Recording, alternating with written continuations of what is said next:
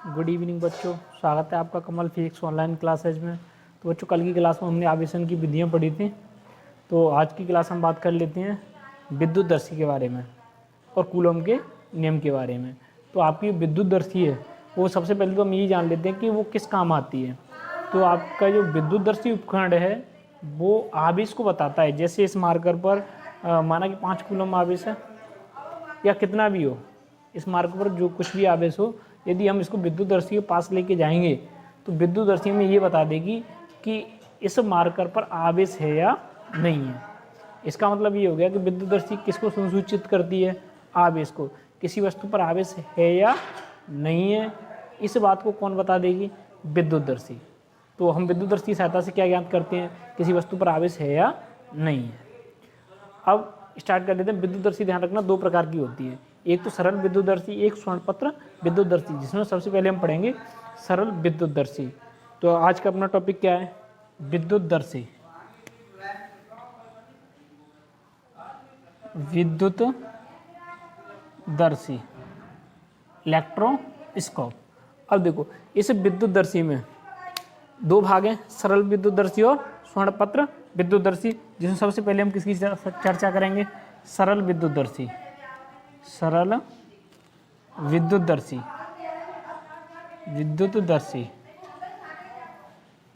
देखो सरल विद्युतदर्शी सबसे पहले हम इसकी संरचना बना लेते हैं कि किस प्रकार से इसकी स्ट्रक्चर होती है। तो देखो सरल विद्युतदर्शी, इसमें क्या करते हैं हम कि कांच का एक जार लेते हैं। अब वो जार या तो बेलनाकार हो सकता है या घनाकार घनाभाकार हो सकता है, बशर्ते वो पारदर्शी होना चाहिए। तो मैं यहाँ बेलनाकार ले लेता हूँ। जैसे हमारे पास कोई एक बेलनाकार कांच का जार है।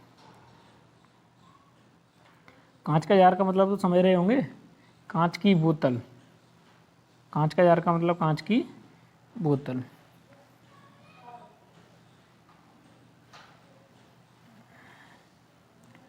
अब इस कांच के जार में एक कॉर्क लगा हुआ है। कॉर्क का मतलब ढक्कन। बायो वाले बच्चे कह रहे होंगे कि सर कॉर्क का मतलब तो वृक्ष की छाल होती है, वो बायो में होती है।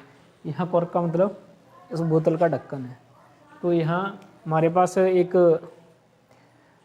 कोई पारदर्शी कांच की बोतल है, अर्थात कांच का एक जार है जिसमें कॉर्क लगा हुआ है।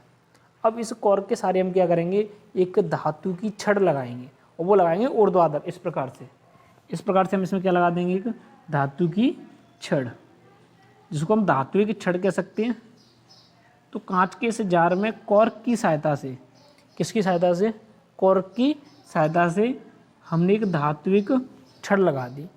अब इस धात्विक छड़ के निचले सिरे पर हम 2 पत्तियां लगाएंगे। अब वो पत्ती लगाएंगे एल्यूमिनियम की, क्योंकि हम यहाँ पढ़ रहे हैं सरल विद्युतदर्शी। सरल विद्युतदर्शी में एल्यूमिनियम की पत्तियों का उपयोग किया जाता है। हम नेक्स्ट पढ़ेंगे स्वर्णपत्र विद्युतदर्शी। तो उसका नाम क्या है? स्वर्णपत्र। यहाँ जो पत्तियाँ लगाई जाएंगी वो किसकी लगाई जाएंगी? सोने की लगाई जाएंगी। तो वो स्वर्णपत्र विद्युतदर्शी हो जाएगी। फिलहाल मैं बात कर रहा हूँ सरल विद्युतदर्शी की। तो हम इसमें क्या लगाएंगे? एल्यूमिनियम की 2 पत्तियाँ।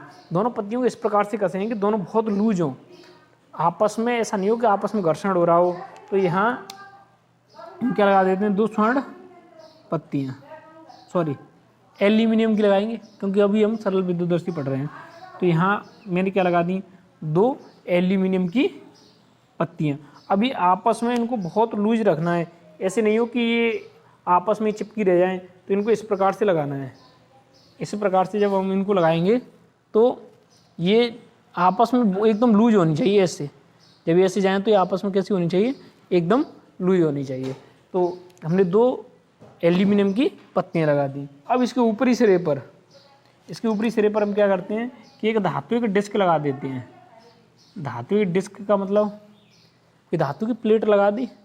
अब इसको आप धात्विक घुंडी कह लो, और धात्विक घुंडी या धात्विक डिस्क। अब हम क्या करेंगे कि ये संरचना समझ में आ गई कि नहीं? अब इसको नामांकित और कर लेते हैं। ये क्या है? एल्यूमिनियम की पत्तियाँ। ये क्या है? कांच का जार। ये कॉर्क है। और ये क्या है? धात्विक डिस्क या धात्विक घुंडी। तो इसको हम क्या कह सकते हैं, धात्विक डिस्क। अब देखो ये काम कैसे करता है, यहाँ हम एक भूसंपर्क बिंदु और लगा देते हैं। क्या लगा देते हैं, भूसंपर्क बिंदु।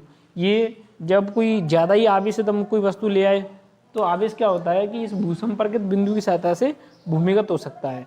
तो यहाँ इसको हम क्या कहेंगे, भूसंपर्क बिंदु, भूसंपर्क बिंदु। तो यहाँ तक संरचना समझ में आ गई होगी।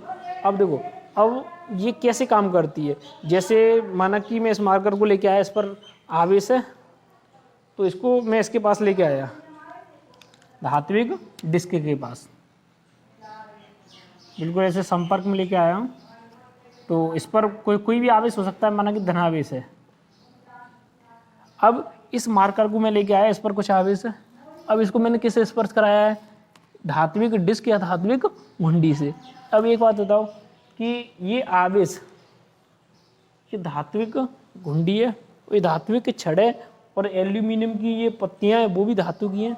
इसका मतलब ये हो गया कि चालन द्वारा आवेश धात्विक, पहले तो धात्विक डिस्क पर आएगा, धात्विक छड़ के सारे कहाँ जाएगा, दोनों पत्तियों तक। और जब दोनों पत्तियों तक जाएगा, अब ये दोनों पत्तियां बहुत लूज कसी हुई हैं, लूज है या नहीं है, तो ये पत्तियां देखो यहाँ जैसे आवेश ये आ गया प्लस, अब इस पत्ती पर भी प्लस हो गया, इस पत्ती पर भी क्या हो गया, प्लस हो गया। अब एक बात बताओ, इस पर भी प्लस और इस पर भी प्लस। कैसी प्रकृति का आवेश है, दोनों पर समान प्रकृति का आवेश है। जब समान प्रकृति का आवेश है तो दोनों के मध्य में क्या होगा, प्रतिकर्षण। तो दोनों के मध्य प्रतिकर्षण बल कार्य करेगा तो ये पत्तियाँ फैल जाएंगी। अब ये पत्तियाँ फैल गई तो हमें क्या पता चला कि लाई गई वस्तु पर आवेश है या नहीं है। तो स्वर्णपत्र विद्युतदर्शी क्या करती है, आवेश को संसूचित करती है, इंडिकेट करती है, हमें बताती है कि लाई गई वस्तु पर आवेश है या नहीं है। लेकिन यहाँ एक चीज नोटिस करना कि क्या इसने ये बताया है कि लाई गई वस्तु पर धनावेश है या ऋणावेश है, तो इसके बारे में कोई जानकारी नहीं दी। तो ध्यान रखना, विद्युतदर्शी हमें केवल आवेश के बारे में बताती है कि लाई गई वस्तु पर आवेश है या नहीं है, न कि उसकी मात्रा के बारे में।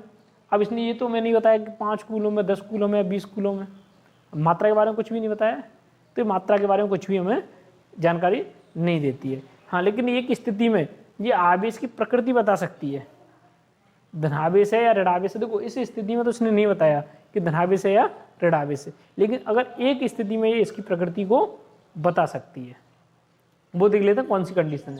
तो यहाँ तक समझ में आया कि नहीं। विद्युतदर्शी क्या है, पहले इसकी संरचना की बात करेंगे। तो यह कांच का एक जार होता है। अब ये कांच का जार पारदर्शी हो, पारदर्शी के कारण ये कि हम देख सकें पत्तियाँ फैल रही हैं या नहीं। तो इसमें कांच का एक जार होता है जिसके कॉर्क की सहायता से एक धात्विक छड़ ऊर्ध्वाधर लगी होती है, जिसके निचले सिरे पर 2 एल्यूमिनियम की पत्तियां होती हैं। सरल विद्युतदर्शी में हम क्या कहेंगे, 2 एल्यूमिनियम की पत्तियां होती हैं। ये जो सेम कहानी कह रहा हूँ वो स्वर्णपत्र विद्युतदर्शी के लिए, वहाँ एल्यूमिनियम की पत्ती के हम किसका उपयोग करेंगे, सोने की पत्तियों का। बस इस शब्द का अंतर आएगा कि एल्यूमिनियम की पत्तियों के हम किसका उपयोग करेंगे, सोने की पत्तियों का। तो ऊर्ध्वाधर धात्विक छड़ लगी होती है जिसके निचले सिरे पर 2 एल्यूमिनियम की पत्तियां तथा ऊपरी सिरे पर धात्विक डिस्क या धात्विक घुंडी लगी होती है। जब किसी आवेशित वस्तु को सबसे पहले कहाँ लेके जाते हैं, धात्विक डिस्क या धात्विक घुंडी के संपर्क में लाते हैं। तो आवेश किसके सहारे बताओ, धात्विक डिस्क व धात्विक छड़ के सहारे दोनों पत्तियों तक पहुंचता है। अब उन पत्तियों पर समान प्रकृति का आवेश होने के कारण एक दूसरे को प्रतिकर्षित करेंगी, और प्रतिकर्षित करेंगी तो हमें पता चल जाएगा कि लाई वस्तु पर आवेश है या नहीं है। अगर आवेश नहीं होता तो ये आपस में प्रतिकर्षित नहीं करती। तो यहाँ ये स्पष्ट हुआ है कि विद्युतदर्शी एक ऐसा उपकरण है जो लाई गई वस्तु पर आवेश को संसूचित करता है।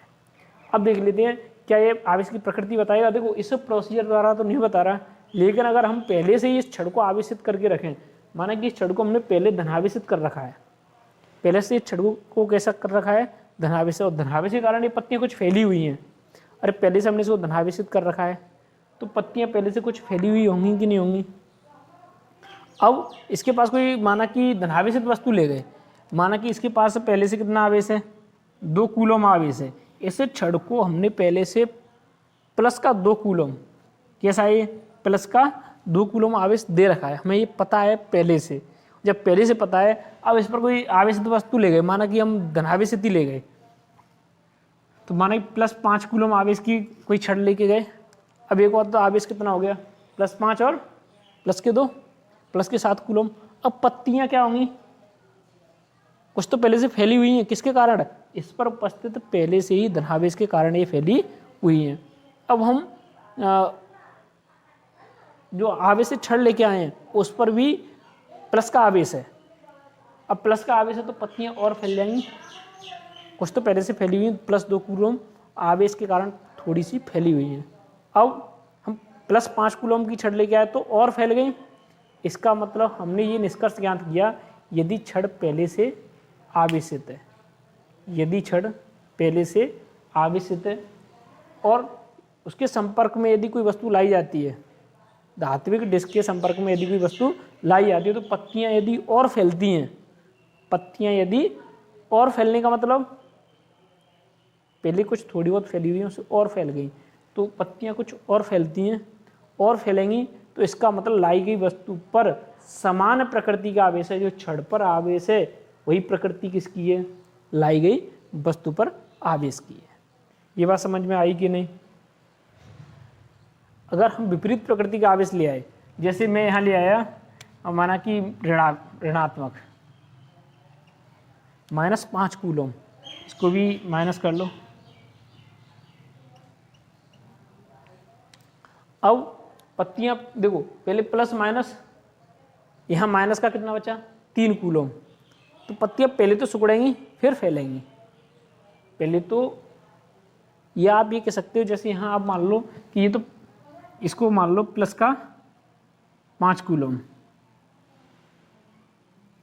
इसको क्या मान लो माइनस का 2 कूलम। अब एक बात बताओ, प्लस के 5 कूलम आवेश के कारण पत्तियां फैली हुई होंगी पहले से, अब हम क्या लेके आए, -2 कूलम आवेश। अब जब हम इसको देखो -2 और प्लस के 5 कितना बचा, प्लस का 3, तो पहले पत्तियां ज़्यादा फैली हुई थी, अब आवेश कम हो गया तो पत्तियां पहले की अपेक्षा क्या हो जाएंगी, हल्की सी सिकुड़ जाएंगी। सिकुड़ेंगी कि नहीं, पहले पत्तियां जो फैली हुई थी 5 कूलम आवेश के कारण ऐसे फैली हुई थी, अब इस प्रकार से पत्तियां फैली हुई थी। अब कितना आवेश रह गया, प्लस के 3 कूलम, तो पत्तियां पहले की अपेक्षा सिकुड़ेंगी कि नहीं, हालांकि प्रतिकर्षण तो अब भी होगा क्योंकि इसमें प्लस का 3 कूलम आवेश तो बचा, तो यहाँ पत्तियां पहले की अपेक्षा क्या हो जाएंगी, सिकुड़ जाएंगी। ये प्रोसीजर समझ में आ गया कि नहीं। तो कहने का मतलब ये है कि यदि छड़ पहले से आवेशित है, यदि छड़ पहले से आवेशित है तो हम लाई गई वस्तु के आवेश की प्रकृति के बारे में बता सकते हैं। बशर्ते हमें ये पता होना चाहिए पहले से जो छड़ आवेशित है वो धनावेशित है या ऋणावेशित है, वो आवेश की प्रकृति के बारे में जानकारी होनी चाहिए। अब ये नेक्स्ट पॉइंट हम कैसे लिखेंगे, देखो कि यदि धात्विक छड़ पहले से आवेशित है, तो यदि लाई गई वस्तु और यदि हम धातु डिस्क के संपर्क में कोई वस्तु लेके आते हैं, तो यदि पत्तियां और फैलती हैं, यदि पत्तियां और फैलती हैं तब लाई गई वस्तु पर समान प्रकृति का आवेश है। यदि सापेक्षता सिकुड़ती हैं, पहले की अपेक्षा क्या हो जाए, सिकुड़ जाएं, तो लाई गई वस्तु पर क्या है, विपरीत प्रकृति का आवेश है। ये निष्कर्ष समझ में आ गया कि नहीं। तो कहने का मतलब विद्युतदर्शी क्या करती है, आवेश को बताती है, लेकिन यहाँ हमने दोनों कंडीशनों में देखा है कि इसने ये नहीं बताया कि कितना आवेश है, कितने कूलम का आवेश है, 4 कूलम या 5 कूलम या जो भी आवेश हो, उसके परिमाण के बारे में हमें कोई जानकारी नहीं दी। तो हम निष्कर्षतः ये कह सकते हैं कि विद्युतदर्शी आवेश को संसूचित करने वाला एक यंत्र है, आवेश को बताने वाला एक यंत्र है, आवेश की ध्रुवता को बताने वाला एक यंत्र है, न कि आवेश की मात्रा को, न कि आवेश के परिमाण को। तो यहाँ तक बात समझ में आ गई कि नहीं। तो ये आपका विद्युतदर्शी है। अब बात कर लेते हैं हम स्वर्णपत्र विद्युतदर्शी की। तो नेक्स्ट पॉइंट क्या है अपना, स्वर्णपत्र विद्युतदर्शी। स्वर्णपत्र विद्युतदर्शी। अब देखो स्वर्ण पत्र विद्युतदर्शी में शब्द क्या है, स्वर्ण पत्र, पत्तियाँ किसकी होंगी, सोने की। सेम प्रोसीजर है, सेम डिजाइन है, अंतर इतना है कि यहाँ कांच की जार की जगह आप कोई घने या घनावाकार जार ले सकते हो, लेकिन वो पारदर्शी होना चाहिए। तो आप समझ सकते हो कि इसकी कुछ भी कोई भी आकृति का ले लो, लेकिन हमें ये व्यवस्था बनानी है। अब इसमें बस केवल जो मैंने इसमें बताया सब कुछ सेम एसिटी लिखना है। एल्यूमिनियम की पत्तियों की क्या करना है कि हम 2 स्वर्ण पत्तियां लेते हैं। अब स्वर्ण पत्तियां क्यों लेते हैं, ध्यान रखना, सरल विद्युतदर्शी में एल्यूमिनियम की पत्तियों के बजाय स्वर्ण पत्तियों वाली विद्युतदर्शी श्रेष्ठ होती है, क्योंकि जो सोने की पत्तियां होती हैं वो आवेश के प्रति सुग्राही होती हैं। आवेश के प्रति कैसी होती हैं, सेंसिटिव होती हैं, सुग्राही होती हैं। अल्प आवेश आने पर भी वो अपना विक्षेप प्रदर्शित करती हैं। अल्प आवेश आने पर भी सोने की पत्तियां क्या प्रदर्शित करती हैं, विक्षेप प्रदर्शित करती हैं। इसलिए स्वर्ण पत्र विद्युतदर्शी किसके बजाय, सरल विद्युतदर्शी अर्थात एल्यूमिनियम की पत्तियों की विद्युतदर्शी के बजाय सुग्राही होती है। लेकिन महंगी तो पड़ेगी, सोने की पत्तियां लगेंगी तो महंगी तो पड़ेगी। तो यहाँ तक समझ में आ गया कि नहीं, तो इसका स्क्रीनशॉट ले सकते हो। तो यहाँ आप समझ गए होंगे कि स्वर्ण पत्र विद्युतदर्शी में क्या करना है कि एल्यूमिनियम की पत्तियों की क्या करना है, हमें सोने की पत्तियों का उपयोग करना है। इसका स्क्रीनशॉट ले लो। अब बात कर लेते हैं कूलोम के नियम की। तो उम्मीद करता हूँ कि विद्युतदर्शी बहुत ही अच्छे समझ में आई होगी। तो ध्यान रखना, विद्युतदर्शी में मेन पॉइंट क्या है, आवेश को संसूचित करना। किसी भी कंडीशन में यदि आप कोई भी आवेशित वस्तु लेके आ रहे हो, चाहे विद्युतदर्शी पहले से आवेशित हो या नहीं हो, उसकी पत्तियों में विक्षेप आएगा। उसकी पत्तियों में क्या आएगा, विक्षेप। आप कहोगे सर कि छड़ पर +5 कूलम ले लो, और छड़ पर +5 ले लिया, जो धातु छड़ लगी थी उसकी बात कर रहा हूँ, सब +5 कूलम में, और लाई की वस्तु पर -5 कूलम हो, तब न्यूटन हो गया। तो फिर विद्युतदर्शी क्या करेगी, फिर भी विद्युतदर्शी विक्षेप तो दर्शाएगी, क्योंकि +5 कूलम छड़ पर पहले से है, इसका मतलब पत्तियां पहले से फैली हुई हैं। और -5 कूलम ले आए तो न्यूटन होती, पत्तियां कहाँ जाएंगी, नीचे आ जाएंगी। आएंगी कि नहीं आएंगी, कोई आवेश नहीं रहेगा, तो एक दूसरे के ऊपर अध्यारोपित हो जाएंगी। तो जब वो नीचे आएंगी तो कहने का मतलब विक्षेप तो आ गया। तो ध्यान रखना, आवेश होने पर या प्रत्येक कंडीशन में विद्युतदर्शी जो पत्तियां वो विक्षेप शो करेंगी। अगर वस्तु पर आवेश है तो उसको विक्षेप शो करना है, ऐसी कोई कंडीशन नहीं जिसमें वो विक्षेप शो नहीं करें। तो अब हम बात कर लेते हैं कूलोम के नियम की। तो अपना पॉइंट क्या है, कूलोम का नियम। कूलोम का नियम, जिनके नाम पर आवेश का क्या रखा गया है, मात्रक रखा गया है। देखो कूलोम का नियम क्या है, आपने गुरुत्वाकर्षण का नियम तो सुना होगा कि कोई 2 द्रव्यमान वाले पिंड हैं, तो किन्हीं 2 द्रव्यमान वाले पिंडों के मध्य लगने वाला गुरुत्वाकर्षण बल उन दोनों के द्रव्यमान गुणनफल के समानुपाती और उनके मध्य की दूरी के वर्ग के व्युत्क्रमानुपाती होता है। अब ये इसकी सहायता से हम गुरुत्वीय बल ज्ञात कर लेते हैं, लेकिन वो तो गुरुत्वीय बल की, लेकिन यहाँ भी ये लगभग उससे कुछ सिमिलरिटी रखेगा। सिमिलरिटी रखने का मतलब ये है कि वहाँ 2 पिंड थे, M1 M2 द्रव्यमान वाले 2 पिंड थे, यहाँ Q1 Q2 आवेश वाले Q1 Q2 परमाणु वाले 2 आवेश हैं। तो यहाँ हम क्या ले लेते हैं, माना कि जैसे एक आवेश यहाँ रखा है, इसका परमाणु क्या है Q1, दूसरा आवेश यहाँ रखा है जिसका परमाणु क्या है Q2, दोनों के मध्य की दूरी कितनी है r, दोनों के मध्य की दूरी कितनी है r।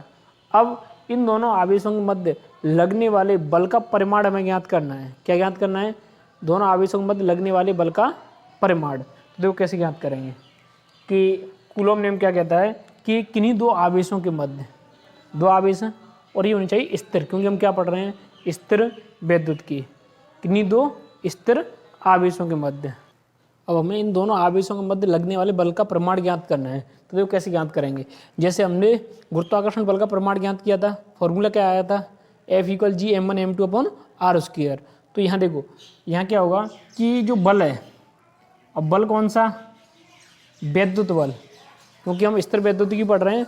तो स्थिर वैद्युत की में यहाँ ध्यान रखना, ये दोनों आवेश कैसे होंगे, स्थिर होंगे। तो किन्हीं दो स्थिर आवेशों के मध्य लगने वाला आकर्षण या प्रतिकर्षण बल। अब यहाँ आकर्षण भी हो सकता है और प्रतिकर्षण। आकर्षण की कंडीशन विपरीत प्रकृति के आवेश और प्रतिकर्षण की कंडीशन समान प्रकृति के आवेश, क्योंकि समान प्रकृति के आवेश होते हैं तो उनमें क्या होता है, प्रतिकर्षण होता है।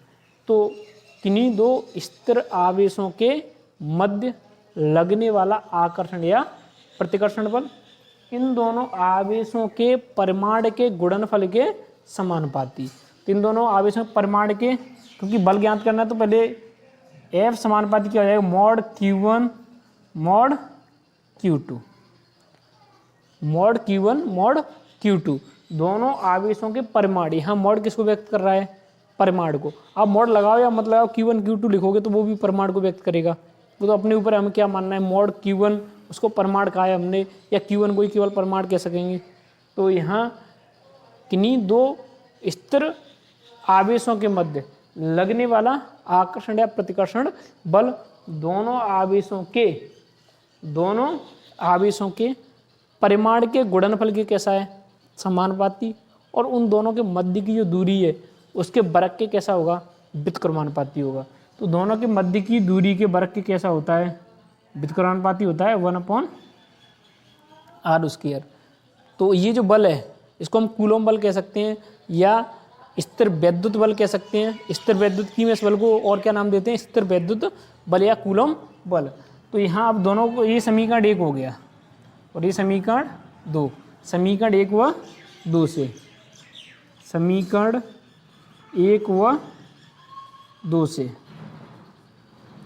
क्या होगा बताओ, F इक्वल, अब देखो समानुपाती चिन्ह हटेगा तो एक स्थिरांक आएगा, मान के यहाँ K एक स्थिरांक है, तो मैं यहाँ लिख देता हूँ। देखो समानुपाती चिन्ह को हटा करके एक स्थिरांक आएगा, वो K इक्वल क्या हो जाएगा। अब मॉड को भी हटा लूँ, या लिख सकते हो आप mod Q1 Q2 upon r², mod Q1 Q2 upon r²। देखो ये सिमिलरिटी रख रहा है गुरुत्वाकर्षण बल से। F इक्वल क्या था, ग्रेविटेशन फोर्स की बात कर रहा हूँ, गुरुत्वाकर्षण बल में क्या था, G m1 m2 upon r²। Similarity रख रहा है कि नहीं। यहाँ भी व्युत्क्रम वर्ग है भाई, ये इसके व्युत्क्रमानुपाती है, दोनों आवेशों के मध्य की दूरी के वर्ग के व्युत्क्रमानुपाती। इसको कहते हैं व्युत्क्रम वर्ग नियम। क्या कहेंगे, व्युत्क्रम वर्ग नियम। तो गुरुत्वाकर्षण बल भी व्युत्क्रम वर्ग नियम का पालन करता है और कूलम बल भी व्युत्क्रम वर्ग नियम का पालन करता है। तो यहाँ तक समझ में आ गया कि नहीं। तो एक बार फिर से रिपीट कर देता हूँ, कूलम का नियम क्या है, किन्हीं दो स्थिर आवेशों के मध्य लगने वाला आकर्षण या प्रतिकर्षण बल उन दोनों आवेशों के परिमाण के गुणनफल के तो समानुपाती होगा और उनके मध्य की दूरी के वर्ग के व्युत्क्रमानुपाती होता है। यही क्या है, कूलम का नियम है। अब इससे हमारे पास एक फॉर्मूला आ गया, F equal K mod Q1 Q2 upon r²। आप मॉड के यूनिट को खत्म ही कर देना, Q1 Q2 लिख देना, ठीक है। तो अब यहाँ से देखो, जहाँ K क्या है, जहाँ K इक्वल है 1/4πε0। ये एक स्थिरांक है जिसका मान कितना है, 1/4πε0। अब कुछ बच्चों की ये समस्या आ रही होगी कि ε0 क्या है। 11th में जो ढंग से नहीं पढ़ा होगा उसको लग रहा होगा कि ε0 क्या है। तो ध्यान रखना, ε0 क्या है, निर्वात की विद्युतशीलता, निर्वात की विद्युतशीलता। अब प्रॉब्लम ये है कि विद्युतशीलता क्या है, तुम विद्युत क्षेत्र रेखाएं पढ़ाने के बाद में मैं आपको विद्युतशीलता समझा दूंगा। शॉर्टली आप समझ सकते हो कि विद्युतशीलता क्या है, विद्युत क्षेत्र रेखाओं। अब जिस बच्चे ने विद्युत क्षेत्र रेखा नहीं पढ़ी, प्रॉब्लम आ रही होगी। तो जैसे कोई आवेश है, ये आवेश है, इसके चारों ओर क्या होगा, विद्युत क्षेत्र होगा। उस विद्युत क्षेत्र को हम विद्युत क्षेत्र रेखाओं द्वारा व्यक्त करते हैं। किसके द्वारा व्यक्त करते हैं, विद्युत क्षेत्र रेखाओं द्वारा। तो किसी पदार्थ से विद्युत क्षेत्र रेखाओं के आर पार जाने की क्षमता क्या है, विद्युतशीलता है। किसी पदार्थ से विद्युत क्षेत्र रेखाओं के आर पार जाने की क्षमता क्या होती है, विद्युतशीलता होती है। और मैं वहाँ बता दूंगा, जब हम विद्युत क्षेत्र रेखाएं पढ़ेंगे तो मैं वहाँ विद्युतशीलता को फिर से बताऊंगा, ठीक है। तो अभी आपको याद रखना कि इक्वल क्या होता है, 1/4πε0। अब देखो ε0 एक कांस्टेंट है, निर्वात की विद्युतशीलता फिक्स है, पाई भी कांस्टेंट है, 4 भी कांस्टेंट है। तो ये K का मान क्या है, एक नियत मान होगा। अभी जब हम इसको कैलकुलेट करेंगे, पहले तो ε0 का मान जान लेते हैं। तो ε0 का मान कितना होता है, ε0 इक्वल होता है 8.85 इंटू 10 की पावर माइनस 12। अब इसका मात्रक कैसे याद करेंगे, देखो यहाँ इसको के की रखो 1/4/ε0। जब इसको रखेंगे ε0 को इधर ले जाओ, एफ को इधर ले आओ, इसका मात्रक क्या बना, इसका मात्रक क्या बनेगा, ये तो coulomb into coulomb, coulomb square, नीचे क्या आएगा, बल नीचे आ गया तो न्यूटन इंटू मीटर स्क्वायर, इसका मात्रक क्या बनेगा, coulomb square upon newton into metre square. अभी मैं रख के बता दूंगा कैसे आया मात्रक। तो यहाँ तक समझ में आया कि नहीं। तो ये ε0 का मान होता है 8.85 इंटू 10 की power minus 12 coulomb square upon newton into metre square. तो यहाँ तक समझ में आ गया। अब देखो जब हम इस मान को इसमें रखेंगे, जब इस मान को हम कहाँ रखेंगे, यहाँ रखेंगे, पाई का मान आपको पता ही है, और 4 का मान पता है क्या, अरे 4 का मान 4 ही है, वो कांस्टेंट है अपने आप में। तो यहाँ 4πε0, तो यहाँ टोटल को जब हम कैलकुलेट करेंगे तो यहाँ वैल्यू आएगी 9 इंटू 10 की पावर 9। मान कितना आएगा, 9 इंटू 10 की पावर 9। अब इसका मात्रक क्या होगा बताओ, की का मात्रक ज्ञात कर सकते हो यहाँ से, इसको इधर ले जाओ, इसको कहाँ ले आओ, नीचे ले आओ, तो के का मात्रक क्या आ जाएगा, न्यूटन, ये इधर जाएगा तो मीटर स्क्वायर, ये कूलम स्क्वायर कहाँ गया नीचे, तो इसका व्युत्क्रम हो गया, तो क्या हो जाएगा, newton into metre square, newton into metre square प्रति कूलम स्क्वायर।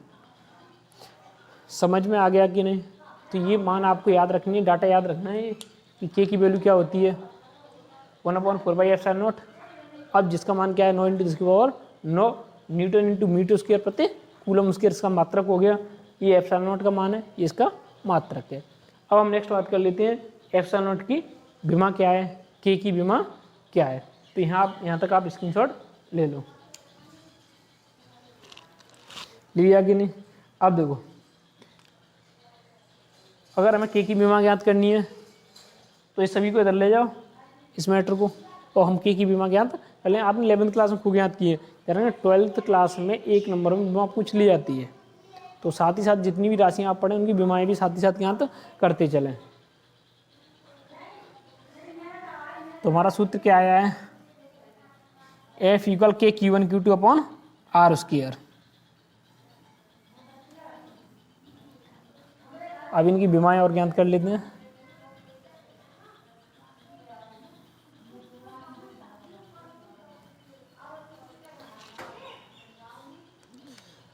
देखो सबसे पहले हम ज्ञात करेंगे के की विमा।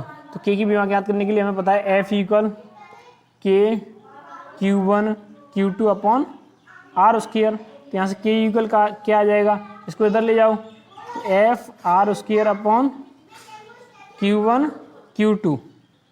यहाँ तो कोई प्रॉब्लम है। अब इसकी विमा ज्ञात करनी है, आप एक्सपर्ट हो विमा ज्ञात करने में, तो के की विमा क्या होगी,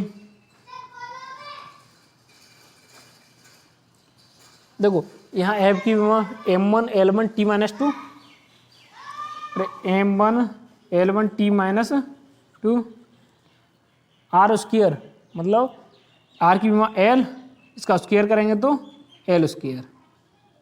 यहाँ तो कोई प्रॉब्लम। भाई बल की विमा क्या होती है, M1 L1 T-2। आपको शुरू से रट्टा लगी होगी, 11th क्लास के शुरुआत में पहले चैप्टर से स्टार्टिंग की होगी आपने, और बल की विमा को रट्टा लगाया होगा ठीक से। तो यहाँ देखो आवेश की विमा मैंने बताई थी आपको, टा का मतलब TA, शॉर्टली मैंने आपको याद कराया था टा। तो यहाँ इसकी विमा क्या है TA, इसकी भी T हो गई तो टाटा हो गई, क्या हो गई टाटा।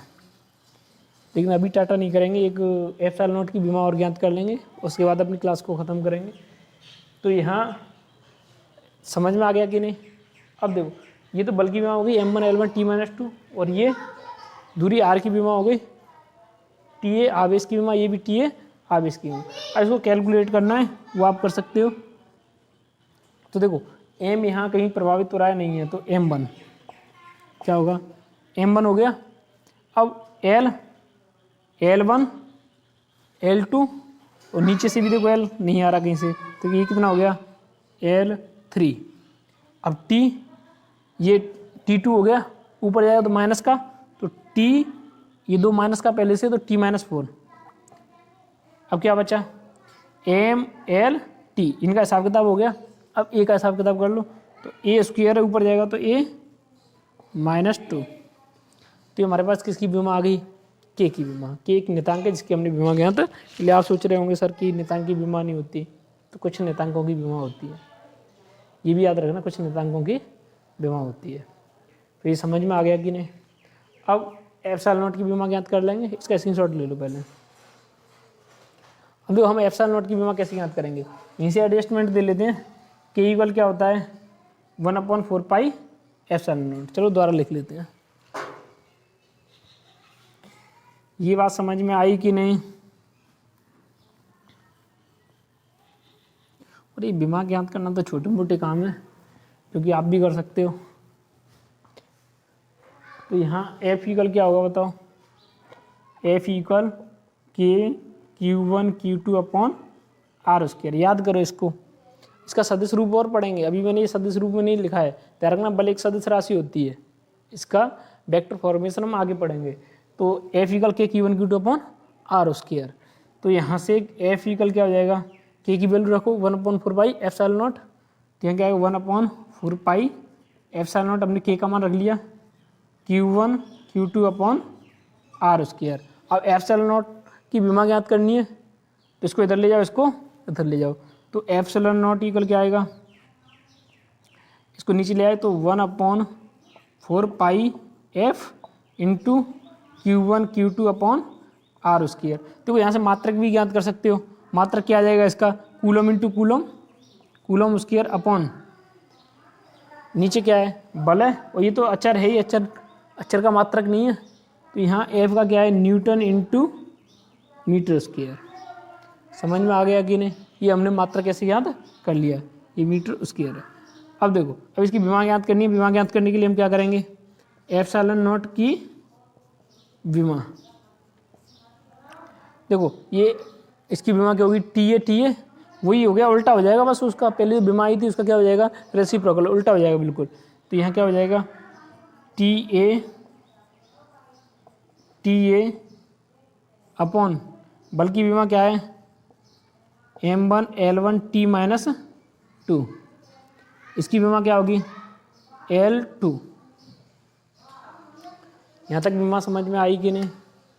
अब इसको सॉल्व कर दो तो देखो क्या होगा, ये M1 तो ऊपर जाकर क्या हो जाएगा M-1, अब L का हिसाब किताब करो, L3 हो गया, ये ऊपर जाएगा तो L-3 MLT, टी का हिसाब किताब करो, T-2 है, ऊपर टी स्क्वायर है, तो ऊपर जाएगा तो किसका हो जाएगा, ये प्लस का हो जाएगा, तो T4 और ए स्क्वायर, तो ए स्क्वायर, ये किसकी विमा हो गई एप्सिलॉन नॉट की। तो यहाँ तक समझ में आया कि नहीं।